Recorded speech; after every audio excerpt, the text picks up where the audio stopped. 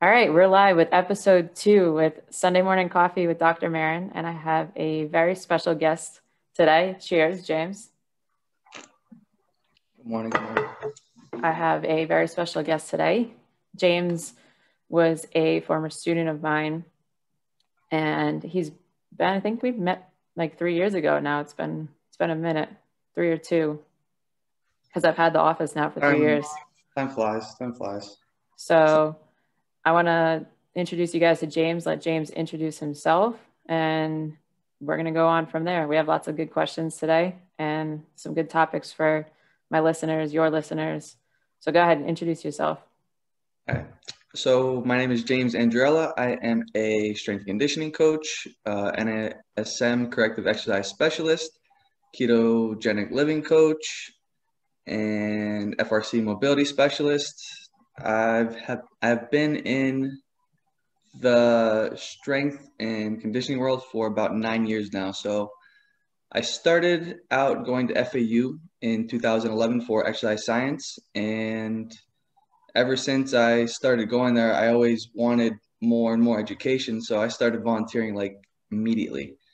So I started volunteering at Nova Southeastern University under Master Coach Stephen Orris. And then I did an internship at Bommarito Performance Systems where I was working with NFL athletes, and then just kept going, more internships. Did an internship at a place called Fit Speed Athletic Performance where we were training combine athletes. That's actually where I met Ken. That was on your last podcast. And yeah, I've been working with athletes for about 9 years now. Time flies. And what are you doing now? So right now, I'm working with a private family exclusively. So my client roster is very, very small, which it's been a blessing. It's given me the opportunity to kind of just study and just kind of refine my craft even more. I actually really love it rather than working with so many people. Just you had a quote a few months ago. It's like, I'd rather have 4 quarters than 100 pennies or 10 dimes. It's a good quote. It's like, yeah, that makes a lot more sense. Instead of divvying up my energy and my attention all over the place, I rather just put it into a few people, like give them everything that I got. And I feel like that's going to make a bigger change anyway, because when you help change someone else's life, you're actually teaching them, you're showing them the way. Now they can pass it on. So it's got like a ripple effect. And you mentioned that as well. So when you teach someone, you're making a bigger impact than you think. Right. That one person is going to go around, and everyone else is going to see what they do, and that's how you change the world. And I know you and I both have spoke about this, but for the listeners here, that was how I based my practice, which was instead of working on 50 people in a day and not really giving full attention to an individual, I work on 6 people a day. And it goes much further than I ever expected, went much further than I ever expected, is continuing to go. So it's really cool to see, knowing you a couple of years ago and what you were doing then, running all over the place and, draining your energy, to just focusing on what was important and a couple of people at hand. And that's gone further for you because you've educated yourself more. You've been focusing a lot more on yourself, which we'll dive into. And you're making a bigger impact too that way. So, it's a really beautiful thing for you to open up and talk about that first. So why don't you talk to us about how you came into contact with me, since you and I came down from New York, and it was very shortly after that I ended up meeting you and that you landed yourself in my office. So why don't you talk about how you got interested in that and came in? So actually, when I was working with Ken during that NFL Combine, I had just torn my ACL. I was literally still on crutches, and I didn't want to seem like a softie or anything like that. I was there with 40 NFL prospects, so I was just like, no, I'm not going to be on crutches. I threw the crutches away, and I just started walking a little bit sooner than I should have. And it didn't really allow me to fully rehab. And I had a lot of lingering issues. So even though I had the ACL injury, I still had a lot of chronic pain. Walking downstairs, I was like 25. I forget time. I don't pay attention to time too much. But I think I was 25 going downstairs, and it would be excruciating. And I'm just like, am I gonna have to live with this for the rest of my life? Is this it? Is this just a consequence of having a surgery? And actually ran into a few very, very good coaches, and they started working on my feet. And I had the knee issue, and I also had a elbow issue. I dislocated my elbow in the past, and I reached out to Andreas, bod mechanic. Very, very, very good stuff. I love his stuff. And I was like, man, just one session with him, I felt amazing afterwards. Like, it made such a huge difference just after one session. So I was like, do you know anyone down here? Because I obviously can't fly up to New York where he was at the time. And he recommended you. Had one session with you, and I was just like, wow. And at the time, I was contemplating going to PT school. I really wanted to observe and get hours, and I know that's a requirement to get into PT school is you got to observe. You have to have good recommendations. So I wanted to accrue some hours, and I was like, all right, what better opportunity do I have than to just go for it? And that's what I started doing. So that's why you saw me showing up every day, 1 o'clock. Yes. Sitting in the chair with Chloe and you were living in Davie at the time? I was living in Pembroke Pines. Pembroke Pines.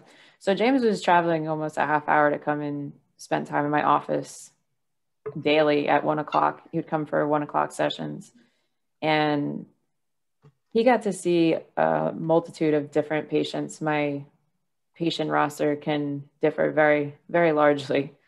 And I think one of the coolest things having James first, he wasn't my first student, but first or second, and not one that was necessarily just about to go into PT school, but a strength and conditioning coach that was looking to better himself and better his clients. So, you know, big props to you for reaching out to me and doing that, because, you know, not many people will go and, you know, especially at an SNC level or a training level, you know, to advance themselves into something that's really going to make them work. And I remember James would sit there some days and just look at me with two heads. And I was like, write it down and we'll go over it. I still have the notes where I have notebooks. I have notebooks full of stuff. Right. Where if I look back at the stuff that I wrote down, just like, I'll still scratch my head. Or I couldn't even ask you a question because I was just so baffled and astounded that like I had to just digest it. I couldn't say anything. I just had to go home and literally sleep on it. Right. It wouldn't make sense for weeks. But then what I started to notice is, all right, I would implement some of the exercises that you do in the office into my programs, and a lot of the issues that people were experiencing, they would just go away. And it allowed me to see things a lot different. It gave me a different perspective. And right. There would literally be times when I could come up with something on the spot, and I'd be like, I don't know where that came from. And I was like, oh, okay, I got it from Dr. Marron. I understand where that came from. Like, that wasn't me. That just literally popped in my head. It made sense, and that's where it came from. So, you know, when we go back to what you're talking about, that ripple effect, right? So even if I just said one thing to you, that goes into your clientele, and then that ripples out. So it's amazing. And I know you've come a far way with your body and rehabbing since I met you as well. So I have some questions from a couple of my followers and people that I'm not really sure who they were, but they, I think, looked at your page and looked at who you were and a lot of the stuff that you're putting out there, because you're putting some great content out there. Let's talk about what got you into the keto diet, and let's talk about how, you know, because I one of the questions I have is, how is keto able to like sustain you longer? Because their concern was, you know, with carbohydrates and what carbohydrates do for you. They wanted to know, how can that be like a long sustaining diet, quote unquote? So I don't like that term. And I saw that question. Someone had asked about like inflammation and what diet is best for that.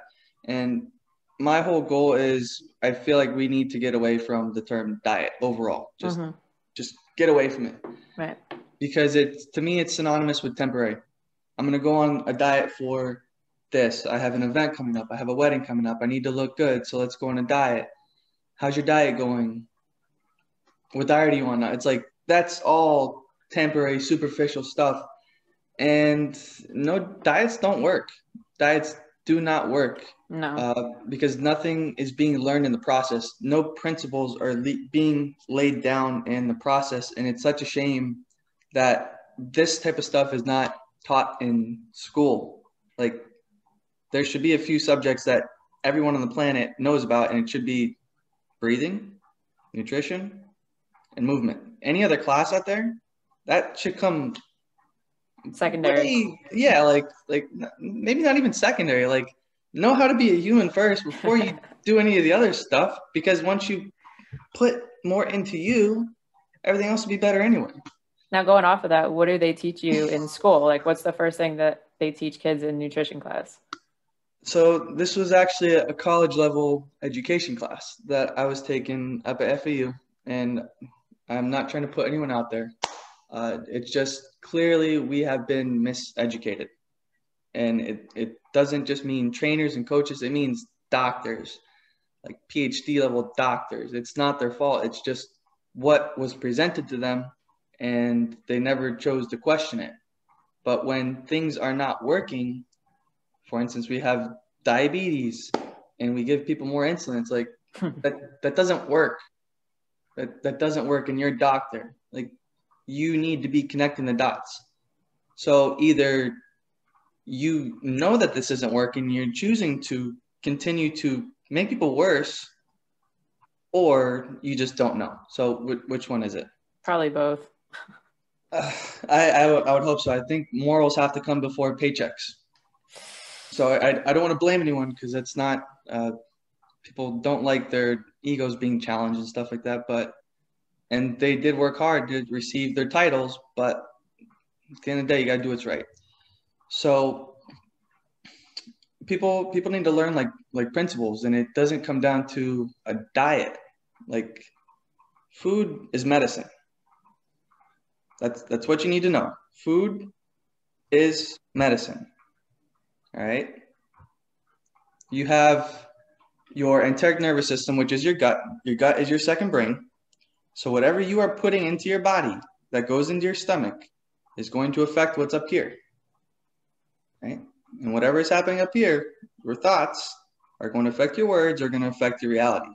So it's a bigger deal than people really make. And we have this calories in versus calories out model, which I don't agree with at all, because what I think it's doing, and I'll show some examples, is I actually bought some stuff which I would never have in my pantry, but people focus on macronutrients and carbohydrates, proteins, fats. Meanwhile, what you're actually doing is you pay attention to the front of the label. I know people can say, like, you pay attention to this type of stuff. Right. Well, you're not paying attention to what's down here. So what I think happens with that model, and this is where I'm probably going to catch a lot of flack, is we preach moderation. Like, moderation is key. It's like, moderation of what? There's literal poisons in this type of stuff. It causes inflammation. Inflammation is at the root of every single disease out there. If you want to tackle disease, what do you tackle? You tackle the inflammation. You don't look at the calorie, you look at the stuff that's in there. Exactly. So with this calories in and calories out model, what I think that does is it creates this whole moderation crap, and people stick with that because they're not willing to give up the stuff that hurts them. It gives them a reason to justify and validate the reason why they're eating crap. And people don't follow what you say, they follow what you do.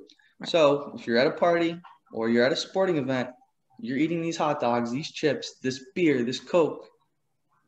Now the next person's going to think it's okay to do that. Now the next person's going to think it's okay to do that. That's where we're at. Right. So someone has to put their foot down and call it out and be like, yo, this is bullshit. This is not working. And I think that's where we're at right now with all of the stuff going on in the world. Everything's coming to the forefront. I think now is the time to attack and call this stuff out for what it is. You know, it's funny you say that, because I'm going to go into sugar a little bit with you. before we talk more about the keto, you know, I did I think it was like my last rotation in PT school, and I worked with kids that were severely handicapped. And I was in a school, and these kids were probably three years to maybe 8 years. And, you know, what was crazy is I would see this pattern, meaning if I had got a kid after lunch, right, and the lunch was packed with crap, okay, Fritos. I had this one kid that had 2 bags of Fritos and 2 juicy juice boxes. That was all that was in his lunch, right? Now, mind you, you're talking about a kid that's severely handicapped. So there's the other aspect of, can you even get the kid to eat something, right? You know, again, it stems from what you're giving them from the beginning of age to now, you know? So sometimes forcing a kid to even get something in its stomach, I'm not a parent, so I don't want to say that, but what I would notice is that I'd have to change his schedule, because if I got him after lunch, he would have a meltdown in the hallway. He would be throwing a tantrum in the PT room. And then I wasn't being beneficial to him, because, you know, you get an hour with the kid, it takes 15 minutes for him to get down the hallway. Then you're in the group, you get him focused on one thing, and then he's getting that sugar crash. And then it's ballistic. And then, you know, then you're trying to shove the kid back into class for another 2 hours for the rest of the day. And that's where I was really starting to see this sugar effect at that level. Because, you know, some of us who don't have many, you know, psychological issues going on, meaning at that elementary level, we don't know how it affects us so significantly like a kid who's severely handicapped. So if that's happening to a kid like that, what is it doing to us, right? So then the other thing that I wanted to throw in is that when I was bodybuilding, you know, I thought I was extremely healthy during that time. I would consider myself extremely healthy. But what was happening is, even though now, when I was diagnosed with breast cancer during that time, you know, they would blame it on the steroids, they'd blame it on the protein shakes, they'd blame it on all that stuff. And granted, it was genetic that caused it. But when I was trying to cut weight and I was doing calories in versus calories out, because that's the bodybuilding way, right? I was actually gaining weight, and I was holding and retaining like lots of inflammation. So my coach would see me and he'd be like, you're not losing weight. We got to cut your calories. At one point, I think I was eating like 3 ounces of meat and like lettuce. Like, it was nothing. I was probably 900 calories a day. And when I decided that, you know, or the doctors and stuff, they're like, look, you're going to start chemo treatments. This is the route you got to take, blah, blah, blah. I got with Chris Algieri, and Chris Algieri is a pro boxer, and he's very, very smart in nutrition. And I sat down with him, and he was like, I don't know what you're smoking, but you gotta eat more, and you got to eat more of the right things, you know? And even when I was getting my blood work done, my doctor was noticing that if I would eat meat from Walmart, I know this sounds crazy, but if I would eat meat like from Walmart, Purdue chicken, and then I would eat, let's say, grass-fed chicken or grass-fed beef from, I don't know, Whole Foods or whatever, my estrogen levels would actually change. And now, mind you, my breast cancer was ER positive, so they're trying to keep my estrogen levels down. But if I ate something that was full of hormones, like some of these chickens and beefs that are coming out that are cheaper for people to buy, I would raise my levels. So it was so interesting, because I went from almost 900 calories a day to 2,800 on chemo. And I looked better while I was taking chemo and eating the right things, and had, you know, sustained energy and stuff. So, you know, when you talk about that calories in, calories out thing, I think it's crap too, because I don't even do it anymore. So when a lot of people say, you know, macros, like I count my macros, or if it fits your macros, I'm like, I don't care. At the end of the day, you could eat all the Pop-Tarts in the world, but where's your insulin? Like, where's those sugar levels coming from? Yeah. It's that whole psychological thing. It's who is going to count calories for the rest of their lives. How is that a sustainable model? It's not. Maybe as a tool to start with portion control, but again, like you said, the quality of the food matters. The Walmart chicken, the hormones in the chicken. Like, no, that's not crazy. That makes a lot of sense. You know, a lot of people say like, oh, but it's so expensive. And it's like, yeah, but what else are you spending your money on? Yeah. What are your priorities? You know what I mean? You could spend $20 at McDonald's just getting a number two. You know what I mean? So again, where you could take those $20 and you could put it into, you know, a pound of grass-fed beef, a pound of grass-fed chicken or whatever. So it's really realistically your priorities. I mean, we could dive further down that road about a lot of things in life, but yeah, it's where you're putting your money. Choice. And I would say a lot of education, people just don't know this stuff because I didn't grow up with a lot of money. Like I didn't. And I don't know how I broke out of this cycle. This was like divine intervention. I know it was. I know this is my purpose. And how I really got into it was the keto. You asked me that. How I started to dive into that more is because I was experiencing extremely bad anxiety attacks. Like I was not sleeping well, really bad attacks, like daily while I was coaching. And you'd be surprised, a lot of coaches are out there that don't know this because they're stuck in that whole calories in versus calories out model, do this, do that.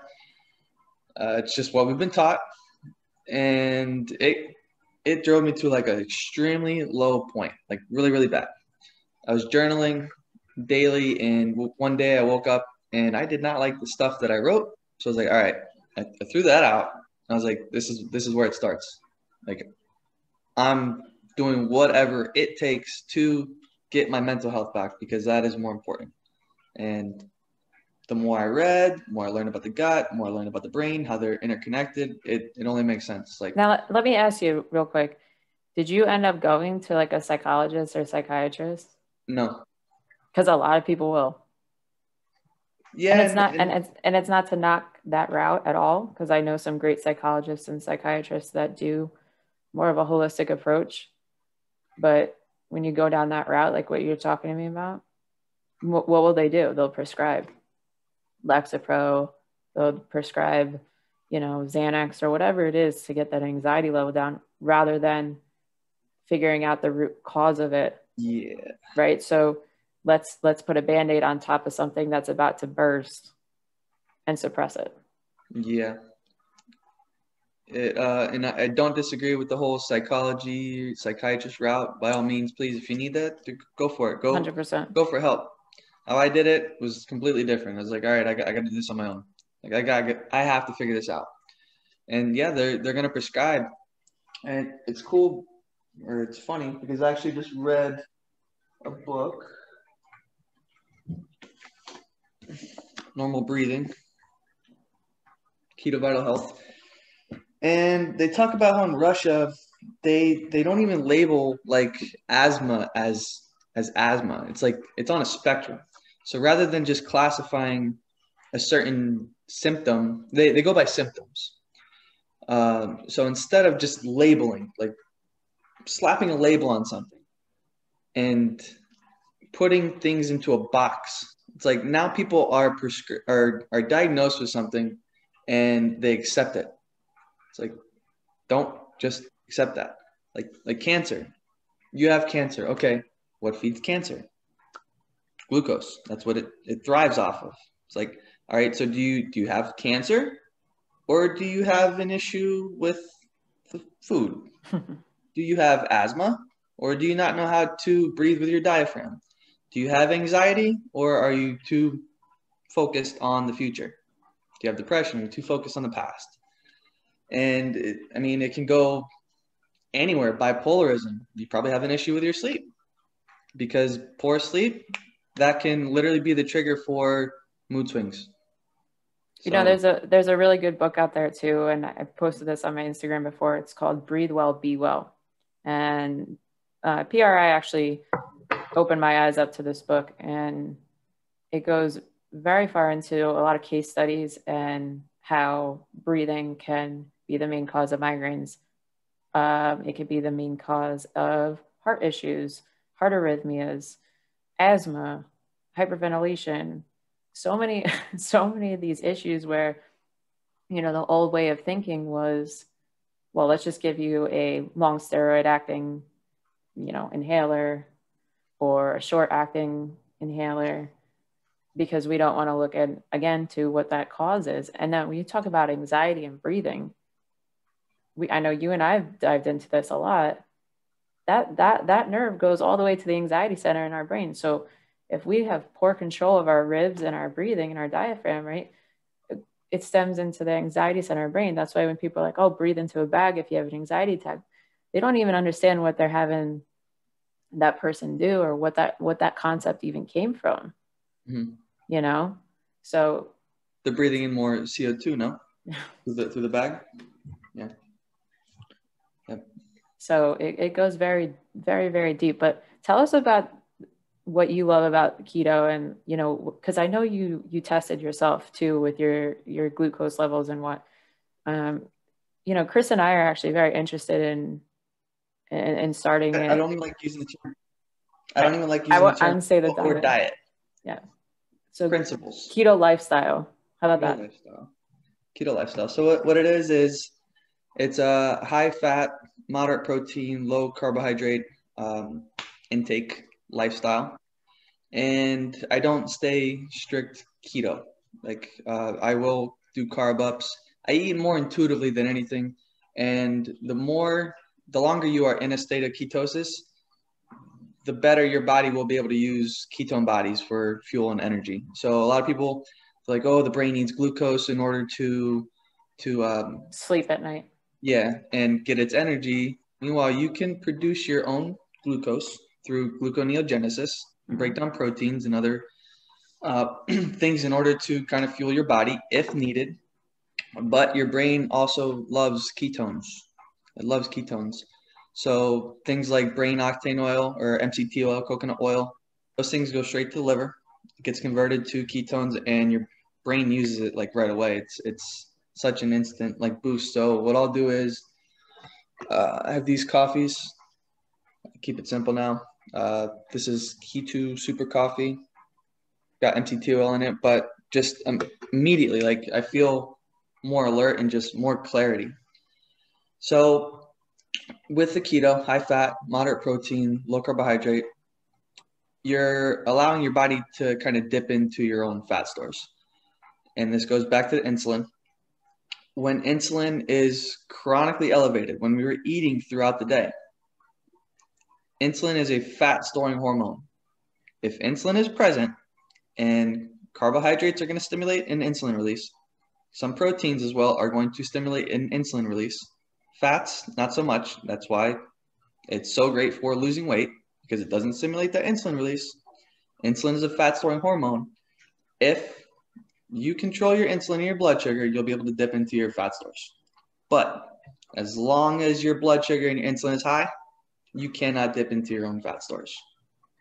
Simple there. In regards to like athleticism and carbohydrates, this gets tricky, and it kind of, you got to play with it. I've been doing this for 2 years now, and I have sustained energy throughout the day. I do any workouts. The people that I work with, they'll be able to tell you like, okay, he does have sustained energy. Like he can run around and do whatever he wants, but it doesn't happen right away. Like a good example of this would be actually from the Ketogenic Bible by Dr. Jacob Wilson. Dr. Jacob Wilson. Oh, yes. Yes, we know who he is. Great stuff. He uses an analogy like, imagine if you're a pro baseball player and you're batting righty, and then all of a sudden mid-season you decide to hit lefty. You're going to suck at first. You're not used to it. Your body hasn't done that. Your body adapts. It's going to adapt to whatever you give it. Right. So give it time, and eventually you'll be able to use those ketone bodies for energy a lot more efficiently than you would the carbohydrates. The carbohydrates are like it's quick for like anaerobic activity. Sure, they're great, but a lot of people aren't doing that type of stuff anyways. They're not doing sprints. They're sitting down on the couch all day or sitting at a desk listening to this type of stuff. Thank you. But yeah, it's insulin, carbohydrates. So we've just been trained in this really weird way to believe that we need breakfast all the time. So you start your morning with, I forgot I had this. You start your morning with cereal, like the most important meal of the day. And this has 17 grams of added sugar. So blood sugar is going to go up. We're going to get an insulin release. And then around lunchtime, you feel hungry again. Guess what? Now you're chasing that high. Yep. You're on a roller coaster. We have 3 or 4 or 5 because we're snacking now. Apparently we need snacks. We have all these levels of just high insulin, high insulin, high insulin. Where do you have a period where insulin is not present, so where you can actually dig into body fat? You don't. So you can go about this many ways. You can shrink your eating window, intermittent fasting. You can just go low carb. It's going to be different for everyone. And what I would really suggest is just eat intuitively. Like, listen to your body. If you listen to your body, it will tell you exactly what it needs. Right. So I wouldn't prescribe necessarily just to like keto. Get the principles down. The principle is you need to regulate your blood sugar. Once you kind of do that, things start to get better. When people are concerned about that keto dump, because that was another question I got, they like talk about like how you get into this like fatigue, right? And I try to explain to people like it's again temporary, right? You'll get past that mark. Why don't you talk to us a little bit about what that means and why everyone's so concerned about it and realistically what they should think of when that's happening? Keto dump? Yeah, they call it a keto dump. You know, when you get like the first keto flu? Yeah, whatever it's called. No, I just never heard it called that. So I was like, keto dump. So, that's what I've been, who knows? I mean, I like it. All right. So what happens when you're transitioning into more of, let's call it a state of ketosis. Okay. All right, state of ketosis, because I believe that if people are eating just natural, regular food, I could probably test you with a glucose monitor and you'd probably be in ketosis, regardless if you follow a ketogenic lifestyle or not. So what happens initially is when your blood sugar is high, because you're just eating tons of carbs, once you start to regulate your blood sugar and your insulin levels start to come down, you're going to start peeing more. You're going to start excreting more water. You're going to be excreting more salt too. So usually what happens is they'll get foggy, they'll get headaches, they'll get dizzy, they'll feel a lack of energy. What it tends to be is an electrolyte imbalance. So you're excreting all that excess salt. So a lot of people with any diet, what they're really doing is they're cutting out the processed foods. The processed foods have a ton of salt and sodium in them. Right. It's going to help you retain water. Now, I got to dive into this more. I'm sorry, I'm going off in a different direction. No, you're fine. Just kind of a theory in my head. It's almost like we're like dirty water. Like, all right, the carbohydrate is water, carbon plus water. Water. And then it's got all these like chemicals and toxins in it. It's like it's almost like dirty water. But so what happens is they start excreting more water and salt, and then as soon as you add like lemon or pink Himalayan sea salt to your water, or you drink bone broth, those issues tend to just go away. So it's an electrolyte imbalance. Bone broth. That's awesome. I have. I love it. Yeah. You want to talk a little bit about it? Like, what are the benefits? Because everyone posts stuff like that, and I don't think people understand why bone broth is important. It's just loaded with electrolytes. Where does it come from? You're really testing me now. Oh. I mean, this is like we're back in my office. Yeah, no, putting me on the spot. It comes from the marrow, right? Yeah. And what is the marrow? The bone in our marrow too. What does it hold? Red blood cells. Mm-hmm, right. So there's key nutrients, right? And our red blood cells carry iron, right? So that'd be good for women too, no? Very. Very. So I've said sometimes around women's menstrual cycles, like if you feel like you're having that, the brain fog, or you're having a lot of symptoms, sometimes having like bone broths, if they can't eat or get something down, that bone broth is like very, very helpful to kind of, again, getting that iron up, because we're losing iron during that time. and to, again, stimulate that reprocessing of that circulation of our red blood cells and stuff. So I think, you know, bone broth has got a lot of key nutrients, especially with, what was I reading? I forgot who it was by, but infants having bone broth, like early on in their developmental milestones, like to stimulate giving them bone broth, because it's very helpful for them to develop like a strong nervous system, you know, strong bone structure, strong muscles. So it's actually pretty interesting. Yep. So really, really interesting with bone broth. Huh. Yeah. I didn't know about that with the menstrual cycle, but it makes sense. Like whenever people are feeling sick or down, what your mom used to give you back in the day, chicken noodle soup. Yep. Not the chicken, it's the broth. It's the broth. Yep. Yeah. So, that's cool. I know. I love that stuff. All right. So let's go into another question. So I know a lot of my followers and your followers see that we do a lot of stuff with Vivo Barefoot and living very barefoot lifestyle. We always preach about being barefoot. We talk about our big toe. We talk about a lot of stuff. So talk to us about how you found Vivo and how you got into it.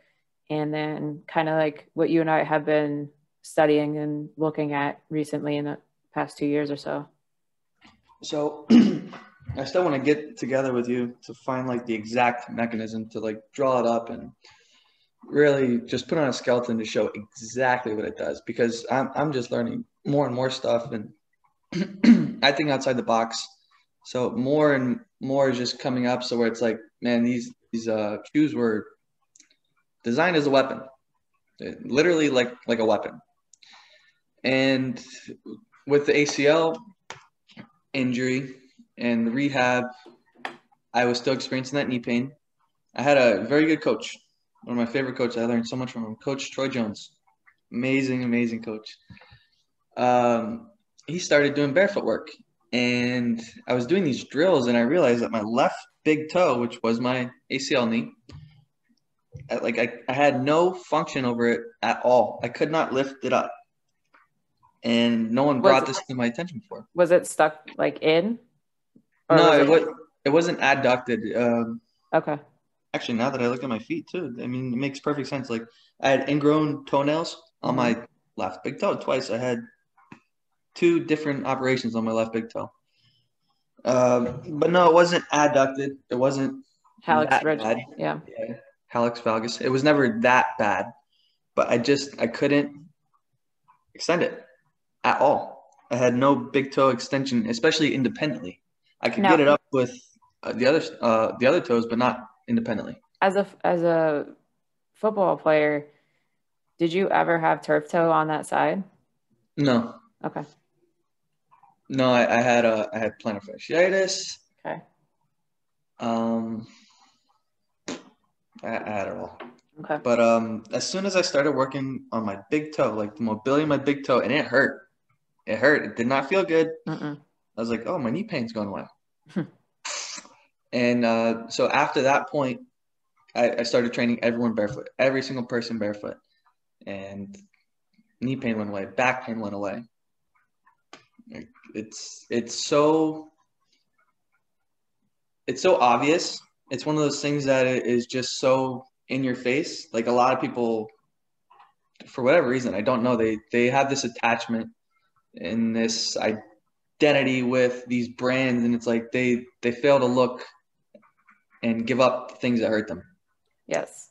When we talk about food before, it's the same concept. One of the biggest things that I struggle with some patients, not everyone, but some, you know, if I introduce like the Vivo barefoot shoes, right? And I talk to them about it and I explain their feet and what's going on with their feet, how it relates to their knee and their hip.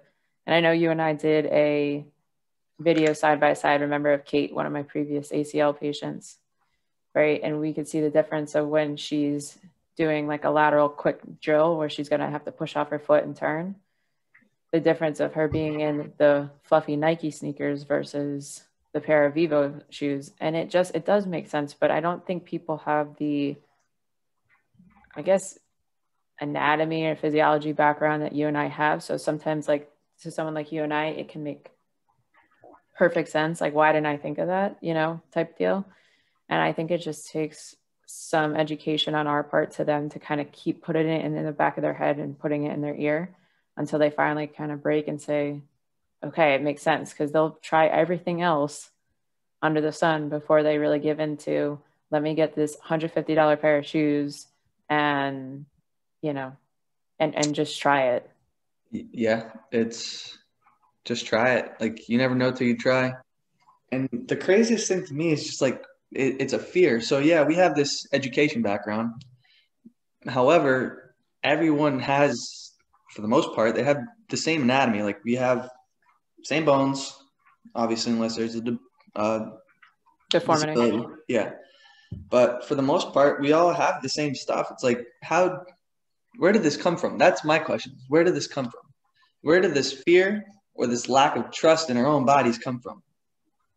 Because we own it. Like, this is ours. But we trust like an external crutch. And this goes beyond just footwear. It's everything. Like, you trust this pill that's supposed to get rid of your problem. Your body has the ability to heal itself.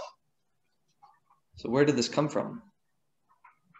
Right. I have a lady that I'm working with right now. She's actually 86.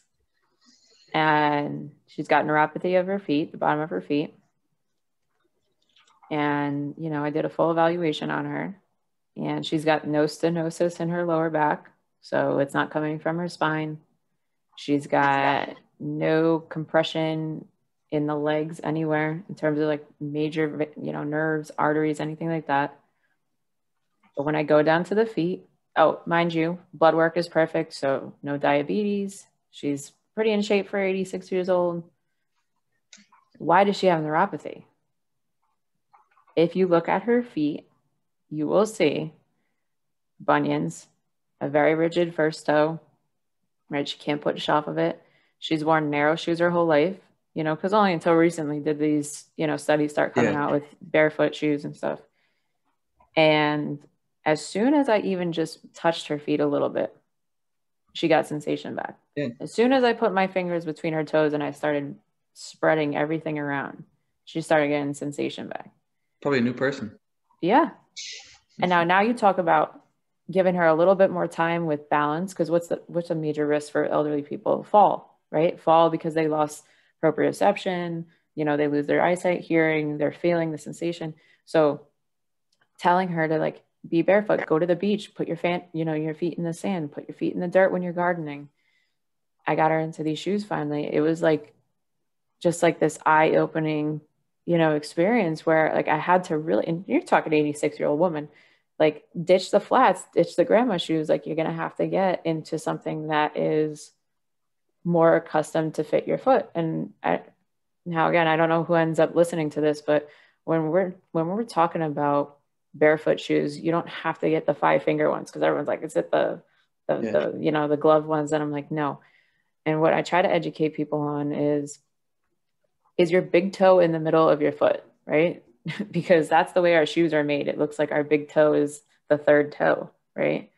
So that wide toe box is not there on a lot of these shoes, whether that's flats, heels, you name it. And now I've been wearing barefoot shoes, I think, for 2 years now. And if I go out for dinner and I put my feet in heels, I really don't want to, but I put my feet in heels, I have to take them off by some point, because they're like sausages, because my feet have spread now. Mm-hmm. And now I'm slamming them into these narrow shoes and it looks like I got sausages. And it's so uncomfortable. So I posted up a picture, like with an example. Someone decided to do like a test run of Nikes versus Vivo, mm-hmm. just for a day. The same exact work, standing on their feet, moving around, 8 hours of work. And yeah, they look like sausages. And I'm doing some work now with blood flow moderation training. Mm-hmm. And you're supposed to attach the bands proximally. You're not going to get nearly as much venous return whenever you are restricted with blood flow moderation, but the bands are supposed to be attached proximally. Now, with the shoes and the tight footwear, it's a distal block.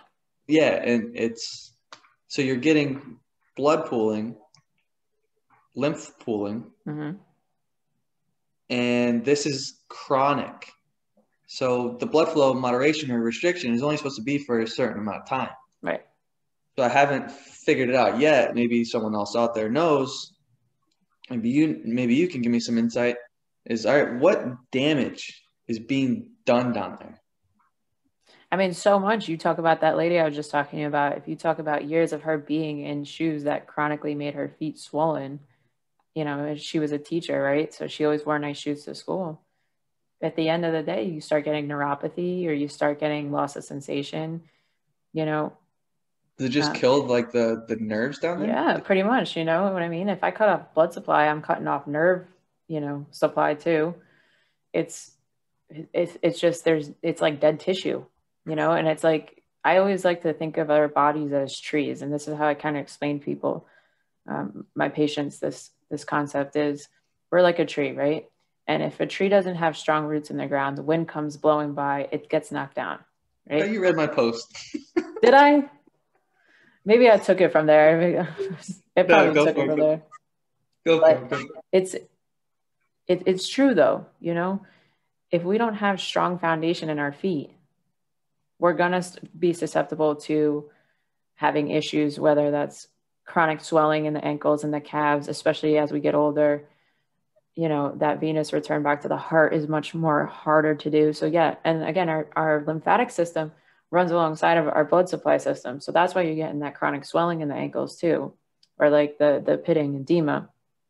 So it prevents, you know, now you talk about loss of sensation, loss of, hot, cold in the toes. So you'll see someone who maybe has really cold feet because over the years they've cut off that supply, right, to the feet from wearing shoes like that. So, I mean, there is so much research that still needs to be done, but something that you and I have definitely talked about and something I want to continue working on is, you know, we look at these athletes, right, the NFL guys or the basketball players or what's another good example? Anyway, we're talking about, I think you were talking about basketball, right? So and these guys at the NFL level, right? They got these big Mongolian sized feet, right? They're huge and they're jamming them in to small, narrow cleats, right? So how are we going to not expect them to have a non-contact injury when if they go to step and turn, but their foot's planted and the knee's going one way and the foot's not able to actually ground, it's gonna, you know, create a problem. You know, high ankle sprains, ACL tears, you know, you name it. So I actually just watched Dr. Perry Nicholson, I believe I pronounced that right. Stop Chasing Pain on Instagram. Great stuff. And a lot more made sense. Talk about the lymph. And he has a video where he says ACL is not a knee problem. And 100%, all his stuff was correct. And he had all the answers, but he missed the biggest. And it's there. It's literally in the video. So mobility at the big toe joint creates stability in the foot and the arch, creates mobility in the ankle, creates a stable knee. It goes all the way up the chain. And the focus is more on like ankle mobility, but you don't have mobility at the toe. Like, you can't just glance over that. The body is an integrated system. And I've had people chew me up over this type of stuff. You get chewed up a lot. I get it. I understand, but it's so obvious. It's like here, I'll attach my band here. Imagine this is your foot. Show your foot. Put it on your foot. So if I do this, it's gonna be a weird video. It's all right. But if I do that, yes, like that's no longer a foot. Right. That is absolutely going to have an effect up there. Right. So another thing that he mentions in the video is the sensory input. So if there's dulling, if there's inflammation, which you're going to get in that shoe because it's so tight and restricted, the sensory input now is not the same. You have no sensory input. So it's literally only a matter of time. And I know that all the stuff that I'm putting out there, no one wants to touch it. No one wants to touch it. And I understand because they probably have some type of investment. They probably have a player in the league right now. Right. I don't. I understand. I wouldn't want to put this type of information out there if I had clients that are out there because there's a psychological aspect. However, you can't overlook this. Like it's going to keep happening. I guarantee you it is going to keep happening. Now, I'm going to point this one out too. I have one guy in the NFL, won't say names, and he's had a chronic history of ACL tears. Chronic history of ACL tears. 3 to name. He's got such big bunions and such foot issues that he cuts a hole in the side of his foot and his shoes for his bunion to breathe. Now, when I introduced the barefoot shoes, there's the stigma of, well, I am sponsored by Nike. Mm-hmm. So I can't be caught with another different pair of shoes on.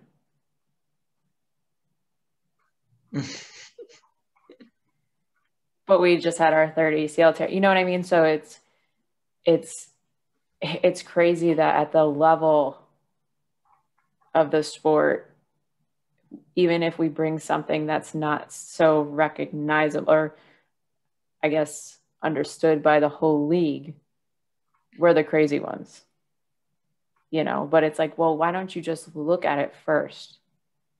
Look at it first and then make the decision, you know, in the off season, have them wear the shoes, have them train their feet, have them do all this stuff. And if it really doesn't make a difference, tell me I'm crazy and I'll step back. But you could really make a difference in some of these athletes just by working that stuff.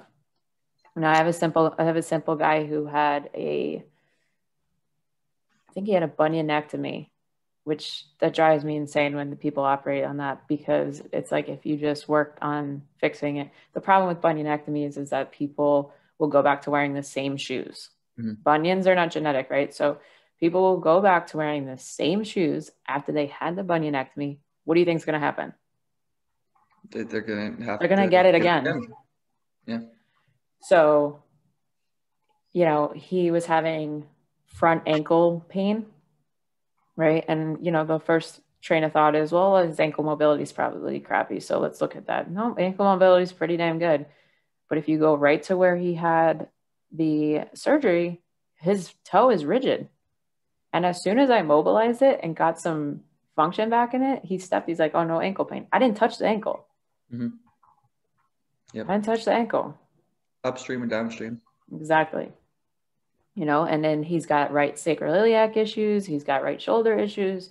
So you want to know why, you know, that occurs? I was thinking about that the other day. I was like, all right, if you immobilize one area, sure, it's going to affect the ankle and the knee, but what about like other injuries? Like, are people more prone to, because I know someone that just had I'm not going to put out the direct injury. I'll keep things private. But like, imagine, is it going to leave you more prone to like tearing your rotator cuff? Yeah, I see it all the time. And I see that if a surgery is never fully healed, meaning, you know, I have a little, she's 16, swimmer. And they took out a piece of her bone in her right knee. A piece of her bone at 16 years old. Why don't we look at the foot? Why do we go to just, let's have surgery, let's take this out, and we'll call it a day? Because I'll tell you right now, her career is going to be over if she would have been over if she didn't fix those points. So as soon as I saw her, now that's 2 years after her surgery, I was like, your feet are garbage. You know me, I'm very honest. Like, feet are garbage, right? And you've done no strengthening. The end of her rehab was just doing clamshells. Well, come on now. How the hell is she going to get in a pool and kick, you know, breaststroke with resistance in the water. You know, as soon as she got her feet work done, she started strengthening. She wears the Vivos. She trains strength and conditioning and agility with a really good coach now. She's back in the pool. She shaved a minute off her time in swimming. That's a lot. You know, you know, the girl thought she was done. Done. You know, and I can't change the fact that a piece of her bone's missing out of her knee now, but she doesn't have pain and she's functioning. People have done it with shoulder blades. They take the top of the shoulder blade off because they're having pain. I don't think you were supposed to go. I don't think you were supposed to cut into the human body. I really don't. No. Because the scars are going to mess you up too. Yep. I've experienced that too. It's like my body feels great, but I have this scar from when I went to Tennessee. Scar, I don't know if it showed up, but I can literally feel that it's pulling my body in a certain direction whenever I get work done on it. It's like, oh my God, I needed that because the scar. So as soon as you go into the body and you create some type of incision, like, I don't know if you're ever going to be 100% again. It's trauma. So that's why I always say, you know, you should work on your scars daily, you know. I think that the most important thing for students that are either going the physical therapy route or in the medical field, I think the biggest thing is to open the body, you know, see if you get a chance to actually cut open the body, because that was my favorite thing that I ever did. And I think that really opened up a lot of, you know, I'm such a visual learner, such a hands-on learner. So I think that opened up a lot of things for me to this day, is that when you cut that body open and you're observing it, it makes sense that if I were to have even the tiniest little scar somewhere, how much of a ripple effect it'll make throughout the whole body. Because, you know, we talk about fascia, right? We talk about fascial lines in the body and all that stuff. So if I have a scar on my knee, right, you can see if I were to tug on that skin, if I were to tug on the fascia, right, with a scalpel or like the hemostat, if I pulled on that, you can see how it pulls up into the inner groin. It can tug into the internal oblique and it'll transfer over to that opposite side, right? And then you think, well, if that has that much of an effect, if I just tug on that, well, what does it do to my organs? Because all that fascial tissue lays in between our organs, right? It holds the organs in place in the abdomen. You know, you talk about the mesenteric tissue. We talk about all that stuff that's around the organs that's holding it in place. That's fascia, right? So if I have something going on scar-wise down below, and I, you know, it's creating some sort of torque depending on how the scar tissue laid down, right? I'm pulling it. It's going to make an effect up the chain or down the chain, right? So the fascia lays everywhere and even in between our muscle fibers. So if I were to, you know, let's say make a quad contraction and I have a knee issue, I have a scar on my knee, the way you prior to the surgery would contract the quad, it's going to be forever changed because you're making an effect at that muscle fiber tissue as well. So it's just, you know, it's so interesting how that tissue lays throughout everywhere in the body, you know. And we could talk about the lines and the anterior oblique chain and all that stuff like that. But it's, you know, when you talk about having a scar in place, it affects everything from the nervous system to the, you know, the surrounding tissue, the organs, all the way up. So it is, you're very right. I don't think the body ever is technically the same unless you keep consistency with, you know, taking care of it, treating it, showing it how to react and stuff like that. Yeah. I hate Graston. It's the worst. Feels the worst. But no, with the fascia, like you bring up a really good point, and I still want to go back to the barefoot shoes and the real big impact that the footwear is having outside of sports. Like, okay, I get it. Sports is not going to go away anytime soon. Eventually, we're going to need to go barefoot with that. People don't want to believe that yet, but I'm calling it. I'm putting it out there. We will. But no, even if you're not an athlete, like, all right, the fascia, if you pull on one area, it's going to affect the entire structure. So as soon as you get into a shoe with like a heel lift, all right, now your center of gravity changes. Right. it's going to mess up everything. And going back to the lymph, your calf is your second heart. Yep. Yeah, it's a pump for the lymph. And I'll toss this over to you in a second regarding the breathing, because this is where I saw like a lot of good results, and I didn't understand why, but now I'm starting to understand why. So as soon as you shorten that calf, like you're in a heel lift for a prolonged period of time, that calf is going to get shortened. Mm-hmm. That calf no longer works as an efficient pump. Mm-hmm. So you get barefoot, now your whole lymph system is going to work better because your pump works better. You'll probably lose weight. Off of that, the thing with that is that people won't like the feeling, right? Because there's going to be inflammation that's going to be coming out when you switch from a heel to barefoot.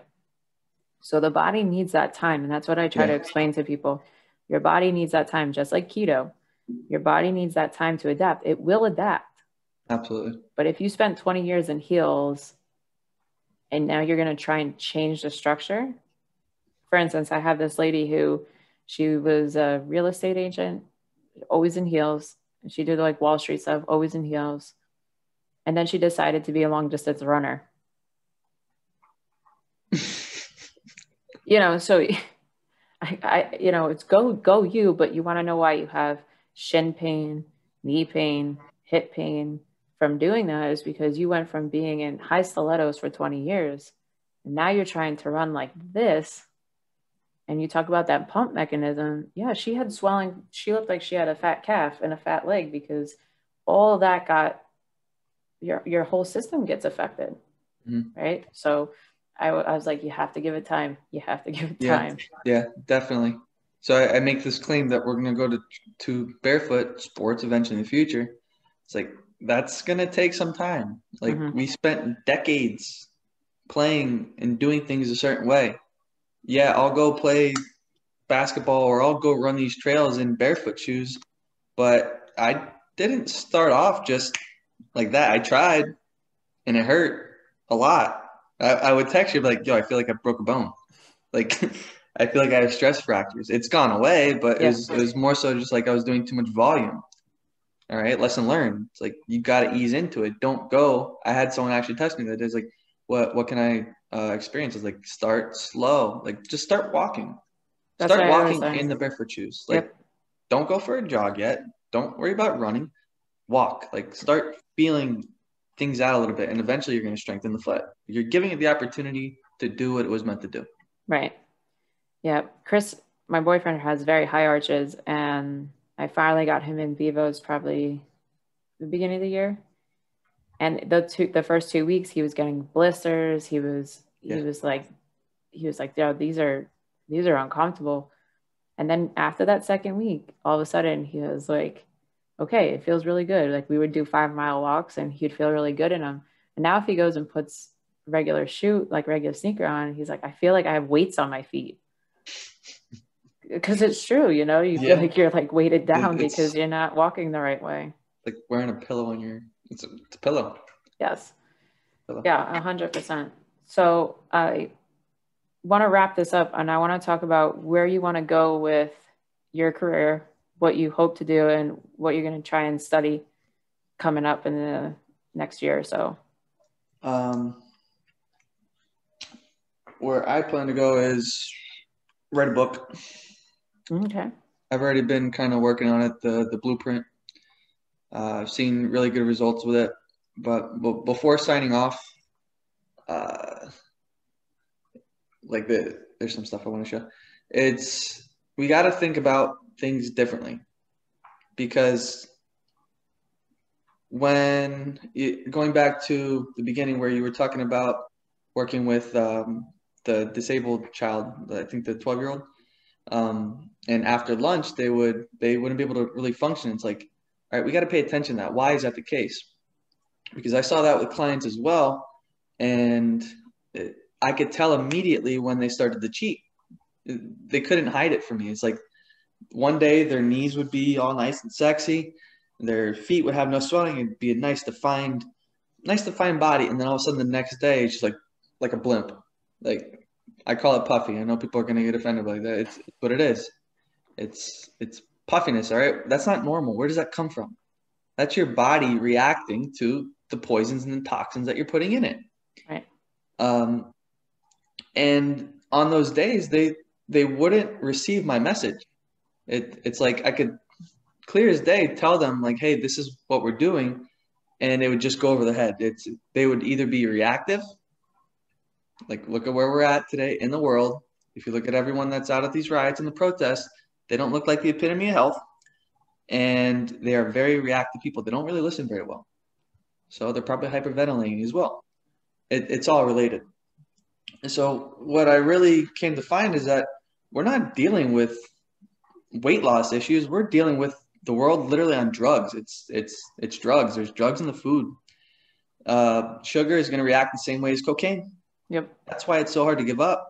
Yep. That's why you get those withdrawal symptoms. That's what it is withdrawal. It's so addictive. So really quick, because I actually brought this stuff out. Yeah. People need to work on principles. It's not keto diet. No diet's going to work for you. The only reason why any diet works is because you're eliminating the processed foods. That's the common denominator between all of that. You cut out the crap. That's why you saw results temporarily, but you didn't learn any principles in the process. That's why you're back where you are right now. There's drugs in the food. Food is medicine. So quick way to learn how to read labels, all right? And just to show you that this stuff isn't everything. And you really got to just be more conscious. If you're more conscious of what you do, you'll be good. Think about stuff before you put it to your mouth because no one else has a spoon but you. It's your fault. So here is just a barbecue sauce. Nothing crazy. This is actually from Whole Foods, so everything in Whole Foods is not good for you. Look at the ingredients, hopefully. Bring it down just a little bit. Right there. Good. All right. So how to read a label. The ingredients listed. Whatever it contains more of is going to be listed first. So you have tomato puree, water, tomato paste. The second ingredient in there is brown sugar. All right. It's mostly sugar. And a serving size is 2 tablespoons. That's a tablespoon. So 2 of these. But you know people are not measuring 2 tablespoons. No, they're loading this up on all their barbecue baby back ribs, their burgers, yada, yada. And that's just one part of their meal. But we have 11 grams of sugar. So bring this down for a second. Can you see that? Yeah. All right. Here is a food scale. And this probably isn't going to be perfect. Pick one. But just to give you a little bit of insight into what 11 grams of sugar in 2 tablespoons of barbecue sauce. I'm going to make a mess. Oh my gosh. Just for you. That's 11 grams of sugar. And that's just 2 tablespoons. That's 2 tablespoons. Okay. Yikes. We're going to continue. So those Cheerios that you had for breakfast, 17 grams of added sugar. And you know damn well people don't just eat one of these when they have a box of cereal. They load it up. And then they have the milk. So let's add 17 more grams of sugar.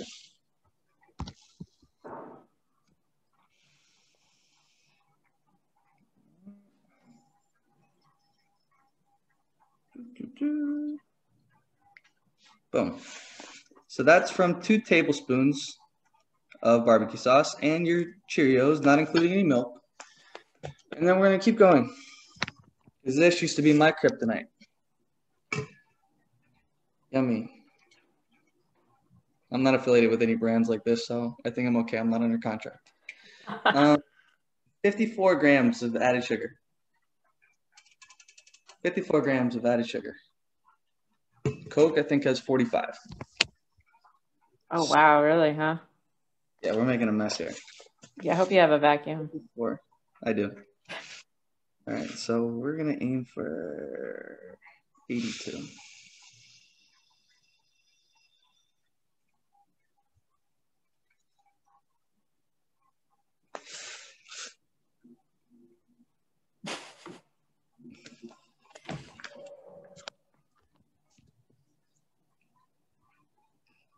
There's your problem.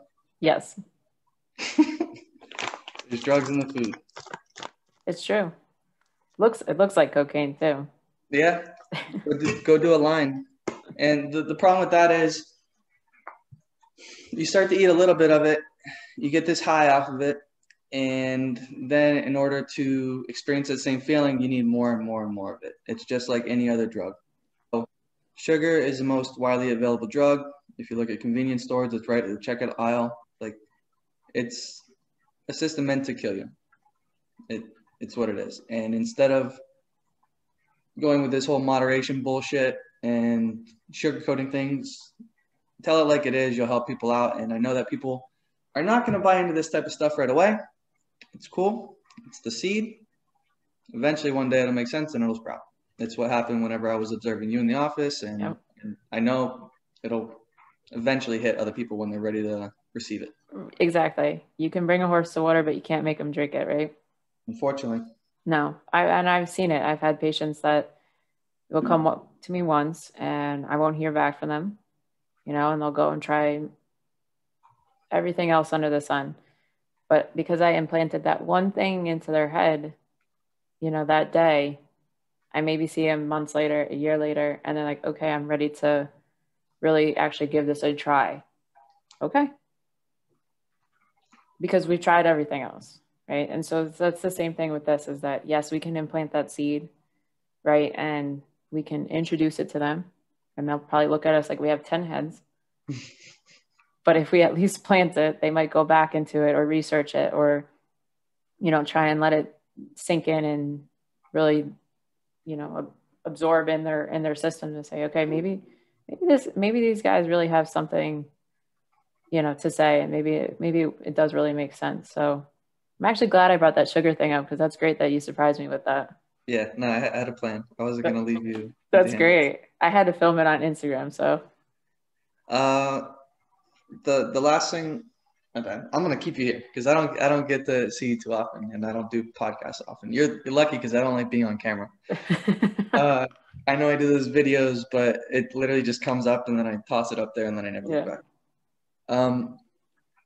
But the breathing. So when I was at your office, the biggest thing that I saw, it was amazing. Like, literally, I left one day just absolutely shocked, because I remember seeing you working with a patient. This was fresh after your PRI course, and I'm like, damn, this girl's got it. Like, she's killing it right now. Like, I'm trying to think of who it was. I can't remember off top. Because it was multiple anyways. It wasn't just one. You were practicing the PRI stuff. Okay. And they would come in and they would look like one person, and then all of a sudden you do all this breath work, and all of a sudden it was almost like if I could blink, I saw a brand new person. And that's how big of a difference it made. And it's the one common denominator that I always had my clients do.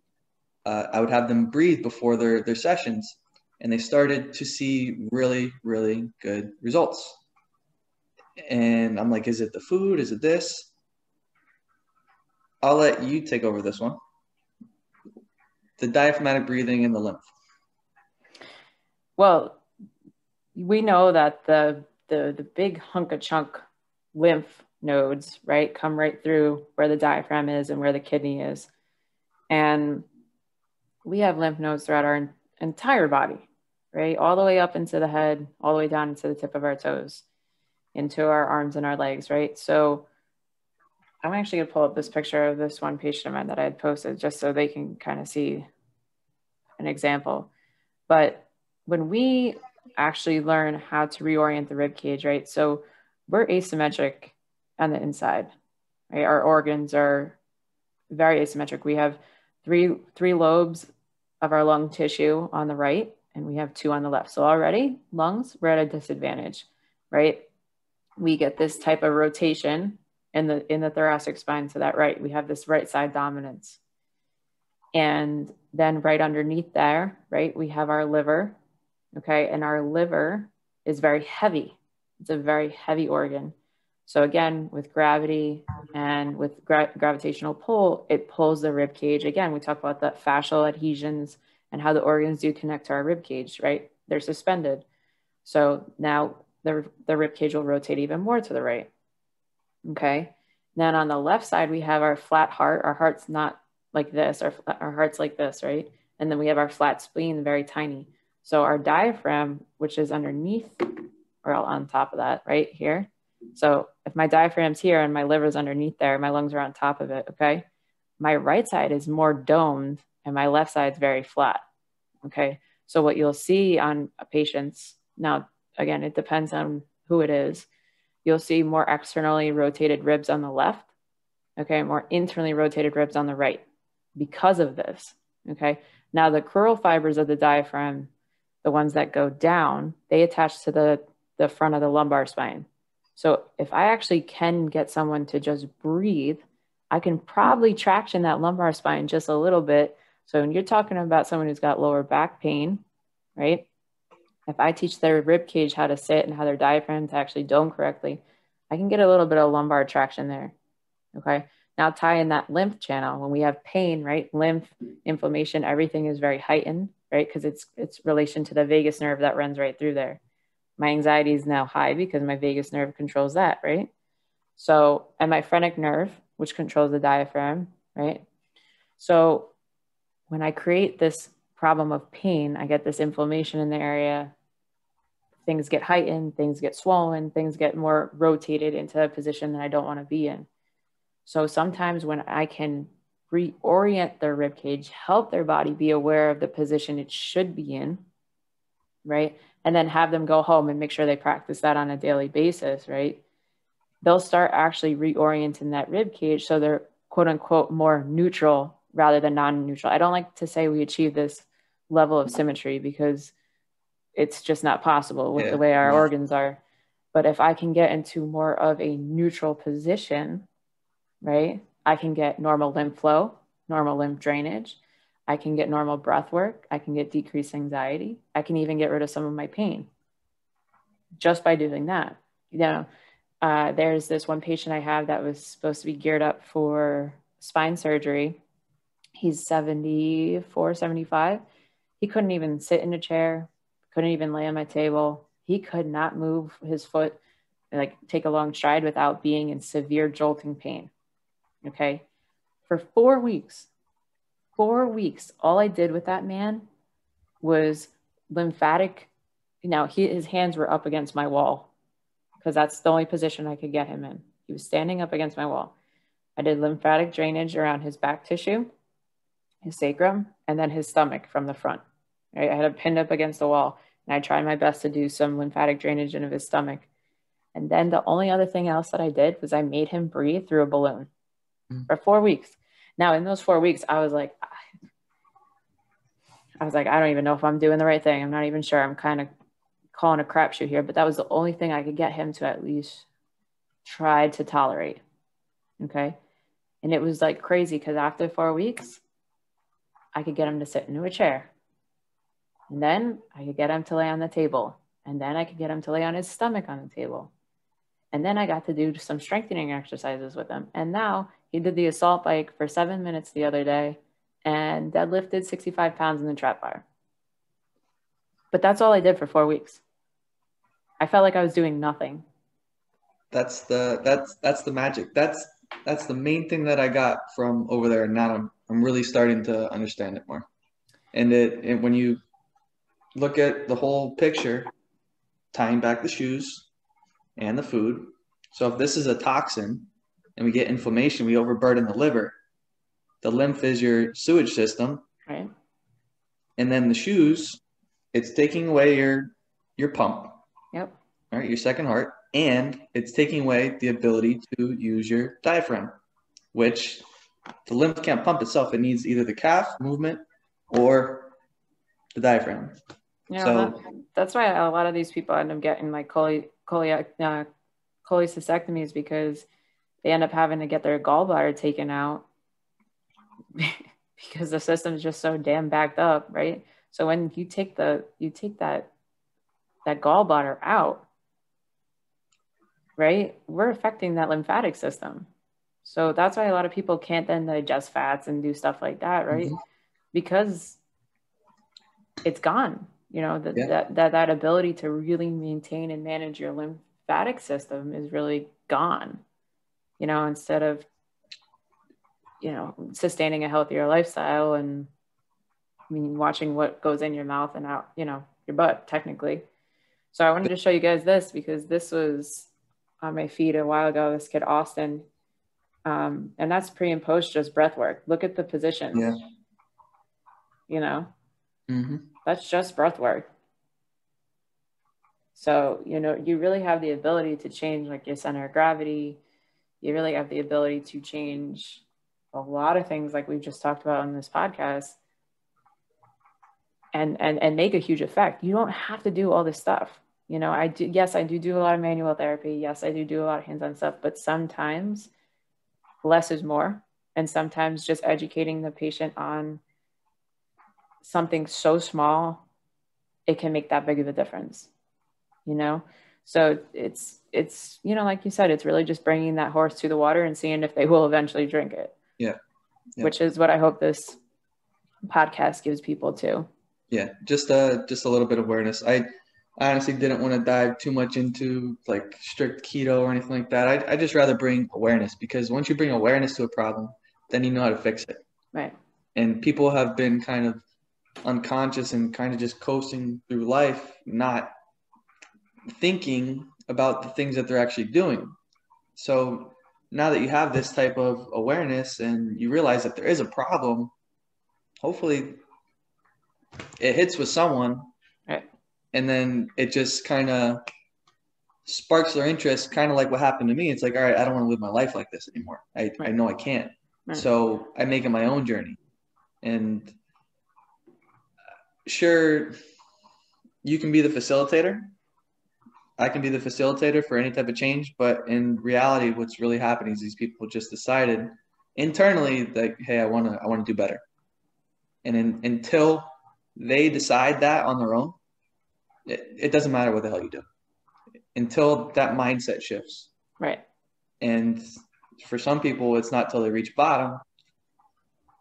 I'm trying to steer you the right way before you reach bottom, but unfortunately, some people got to do a face plant before they start to listen. I'm one of them. I've done it.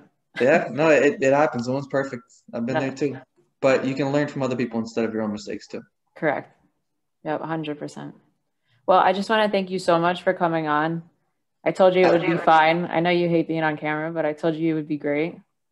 This is going to be very, very interesting. So I hope you had fun. I appreciate you doing the demos. That was great. And anything else you want to let people know? You want to tell them how we can find you on social media? On Instagram, I am King6Killer. Simple. Is that spelled? K-I-N. Say again? It's just how it's spelled, right? I'll put it in the cliff notes. King6Killer, Facebook, James Andriella, but I'm not really on Facebook or any other social media platforms. And I mean, we got to do this again. We got to work on some stuff. We got to do some videos because we could have been here forever. Yeah, I know. We've been here forever. Well, I'll definitely have you back on, and we'll do some fun stuff in the upcoming podcast as well. If we don't get just absolutely roasted. Yeah, I know, right? We'll get some good feedback. Yeah. You got to do a kill the day sign off. Okay, kill the day.